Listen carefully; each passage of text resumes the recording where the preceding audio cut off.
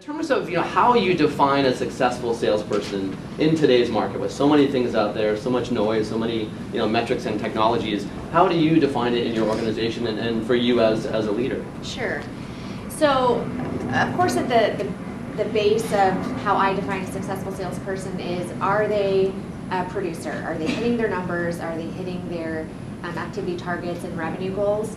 But beyond that, it really is: are they a good listener that is really getting to the heart of what our clients and what the prospects that they're talking to, are they finding out exactly what their real needs are? What do they value? What is their company going through? What are their industry needs? And if they're not really figuring that out and bringing on the right types of clients, they may be hitting their numbers, but they're still falling short in terms of being overall successful for our company. With what we do, it's not transactional based, so we have long-term relationships. So if we have someone who looks great on paper from a numbers perspective, but then the clients are falling off 5-6 months later, then that is not being successful. So we need the numbers, but then we also need that cultural, embracing of really providing that value and service and listening to the client's needs. Is that, so I'm curious, is that a tone that's set by the CEO? Is that what Yes. she does? Or, because a lot of CEOs are all about the metrics, Yes. and it's tough for the sales leader to push back on that and say, hey, there's more than just the metrics behind it. Yes, and that's interesting you bring it up. We were just talking about this earlier in the networking. This is something that is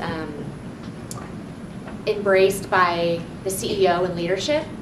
If it were all just about hitting your numbers, then of course as a salesperson you're going to say, look, I have someone, they're not quite the right fit, I don't know if they're going to be good in the long term, but I have to hit my numbers because that's what you care about as the leader, then that's what they're going to do. But within our company, it's really about finding the right types of partnerships and the right types of clients.